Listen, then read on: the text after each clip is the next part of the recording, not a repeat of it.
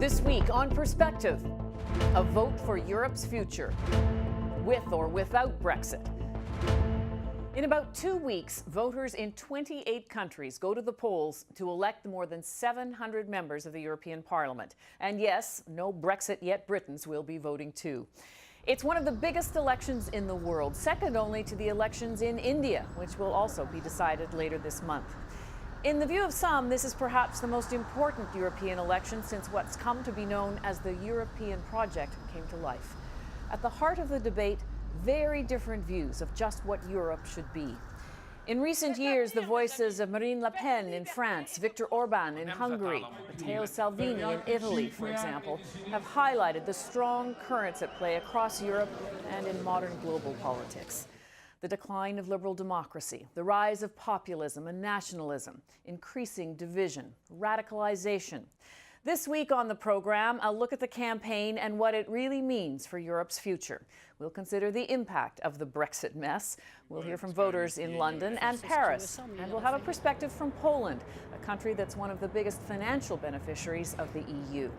But we're going to begin in Italy, home to the first populist government in Western Europe. Reguly is European Bureau Chief for the Globe and Mail, and he's based in Rome.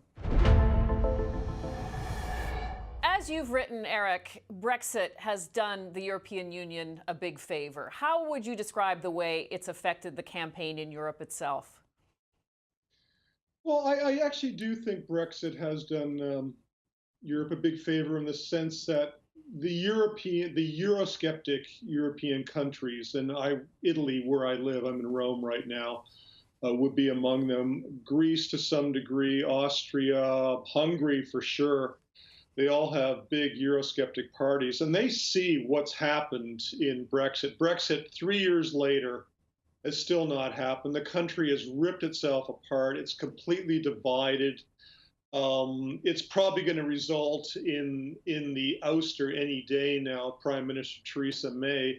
So these countries with Eurosceptic leaders or big Eurosceptic parties, they go, forget it. That's not for us. We're no longer campaigning on trying to leave the European Union or the euro, the currency that's used in 19 of the 28 countries. They said, forget it. We're going to have to try to reform Europe from within. Italy has the first populist nationalist government in Western Europe, and the Deputy Prime Minister talks about a new European dream, Salvini. What does that, from that sort of Eurosceptic, nationalist, populist point of view, what does that dream look like? Oh, that's a great question, Alison. It's so vaguely defined. I can put a bit of specifics on it. What Matteo Salvini, who's the leader of the League Party, he's probably the most popular and powerful populist in Europe at the moment, even more so than Marine Le Pen in France. He wants what he calls a Europe of nations. So he wants a loose grouping. As far as I can tell, he wants sovereign countries that are participate together in a common market only. He doesn't want Brussels telling Italy or any other country what to do. For example, Italy has been battling Brussels since this new government got elected last year on the budget. The European Union in Brussels says European countries can only run deficits of less than 3% and must rein in their debts. Italy is blowing all these numbers out of proportion. There's always a fight, and Italy wants its fiscal sovereignty back. The irony is, if it weren't for these rules, Italy probably would be bankrupt now. So that's one area. Another area quickly would be asylum policy. There's the Brussels has, it's an asylum policy. It doesn't really work. Italy wants its own. It doesn't want to have to take migrants. And if it does take migrants, it wants other countries to share the burdens. They can send, X thousand of migrants to France or Germany or Austria. So with that in mind, with Salvini in mind, I know you've also spoken recently to Steve Bannon, President Trump's former advisor, and now who's trying to instigate something called the Movement, which is, I guess, a broader coalition of like-minded views. How effective has that been more broadly in Europe, do you think? What, Steve Bannon's effort here? Yeah. Pretty close to zero. I mean, why is Steve Bannon here? I mean, he got kicked out of the White House. He got kicked out of Breitbart. He's got really nothing to do in the United States. He's basically living in Rome at very expensive hotels, which I don't think he's paying for. And so the movement, again, I don't really know what it is. It's providing data for one thing for the populist parties.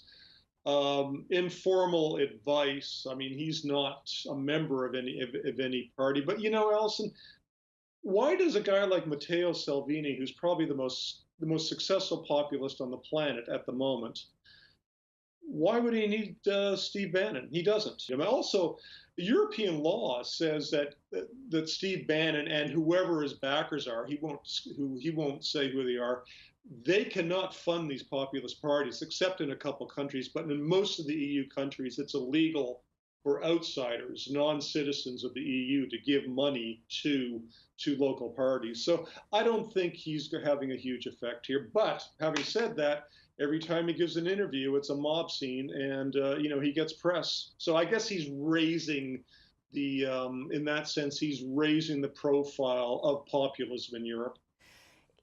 Given all of that, and there's been a lot of concern expressed about the rise of populism and nationalism in Europe, is there sort of a broader alliance among those who are of the same mind as Salvini, for example? Is he leading something that is bigger than his own political party? Yes, he is. What he's trying to do is he's trying to get a populist, vaguely right-wing. I mean, not all these populist parties are right-wing or extreme right-wing, by the way.